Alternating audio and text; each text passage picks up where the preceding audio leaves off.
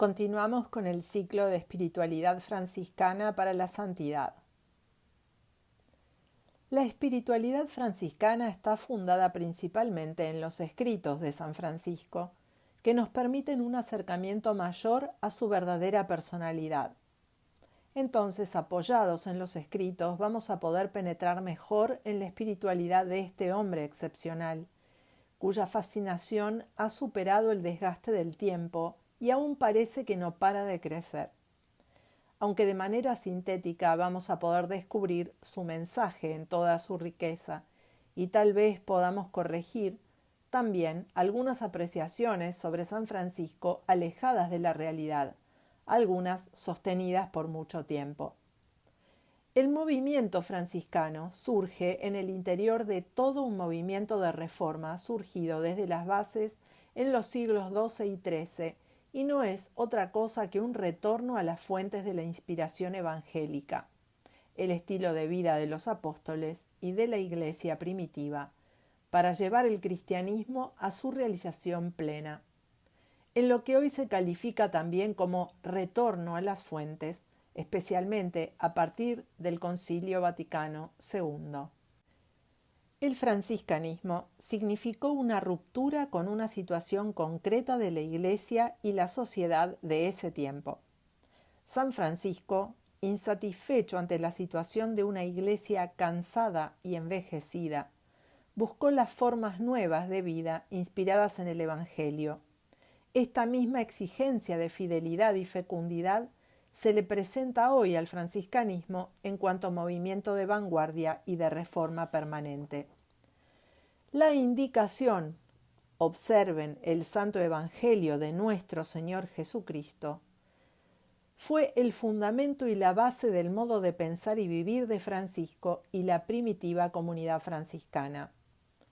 El Santo Evangelio es la buena noticia de la salvación, la revelación de Dios que se ha manifestado a través de la historia y que alcanzó su culminación con la venida de Jesucristo. Esta revelación está contenida en la Sagrada Escritura, tanto en el Antiguo como en el Nuevo Testamento. Es decir, el Santo Evangelio es, y así lo fue en particular para Francisco, toda la Biblia, la palabra de Dios en el tiempo, tal como la Iglesia la lee y la interpreta, asistida por el Espíritu Santo de una manera siempre nueva y más profunda. De esto se deduce que su carácter evangélico es lo que da garantía absoluta al movimiento franciscano y lo que explica su continuidad y actualidad. En consecuencia, es también el punto de partida para estudiar y entender la espiritualidad franciscana. En la vida de San Francisco se habla de un verdadero encuentro con la palabra de Dios.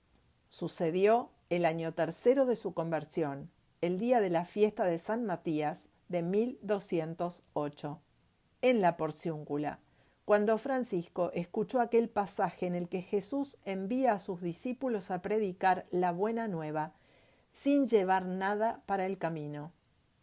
Lo vemos en Mateo capítulo 10. Del 1 al 42. Al momento, fuera de sí por el gozo y movido por el Espíritu, exclamó: «Esto es lo que yo quería, esto es lo que yo buscaba y lo que me propongo poner en práctica con todo mi corazón». Se trata de una experiencia de vida, más que de un conocimiento. San Francisco ciertamente no fue perito en las Sagradas Escrituras, pero el Espíritu Santo le había concedido un sentido agudísimo y una inteligencia sobrenatural de la palabra de Dios, una especie de intuición carismática que le hacía descubrir en ella aspectos y relaciones difíciles de descubrir aún para los expertos en Sagradas Escrituras.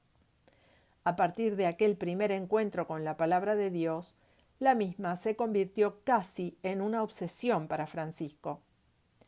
La segunda regla se abre con esta declaración.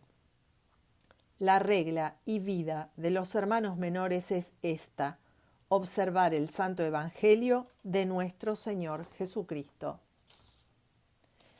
Y se cierra con esta otra: para que podamos observar el Santo Evangelio de nuestro Señor Jesucristo. San Francisco creía sinceramente que el Señor está presente en su palabra. Por eso las santísimas palabras divinas eran para él espíritu y vida, alimento del alma, que es Dios mismo. La palabra de Dios era su refugio y su fuerza frente a toda clase de problemas y en los días de enfermedad. De ninguna manera se acercaba a las Sagradas Escrituras rutinaria o indiferentemente, como a veces nos sucede a nosotros. Ni siquiera con curiosidad o por puro afán de profundizar en su conocimiento, como podría hacerlo un exégeta o un especialista en Biblia. Se acercaba a ella en pura fe para escuchar la voz de Dios misteriosamente presente en la palabra revelada.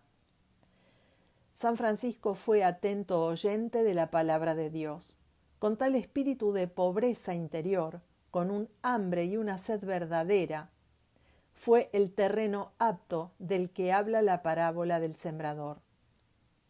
Su manera de escuchar o leer la palabra de Dios es un modelo y un ejemplo para nosotros. Su fe profunda, su disponibilidad, su capacidad intuitiva para entender el Evangelio como vida, todo esto debe ser un estímulo para nosotros, simples oyentes o estudiosos de la Sagrada Escritura. En los escritos de San Francisco encontramos reiteradamente la alusión al Evangelio como forma de vida, expresión que merece ser estudiada detenidamente. Se encuentra en los escritos legislativos. El término regla aparece tardíamente.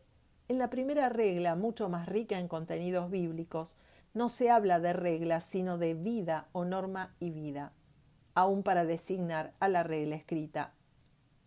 Esto está dando a entender que en la mentalidad o el espíritu de Francisco, la regla de los hermanos menores no debe entenderse en un sentido jurídico como ley, sino más bien como una forma que debe animar con el espíritu evangélico un estilo de vida propio. Aunque incluya advertencias, preceptos y prohibiciones, la regla franciscana es mucho más que eso, es una vida. Todo esto lo entendió a la perfección Padre Pío y lo vivió así también, ya que era un verdadero hijo de San Francisco. Ya en los comienzos de su conversión, Francisco encontró en el Cristo de San Damián lo que buscaba, la persona de Cristo. La conciencia de sentirse y experimentarse amado por Jesucristo transformó su vida y le marcó el camino que debía seguir en adelante.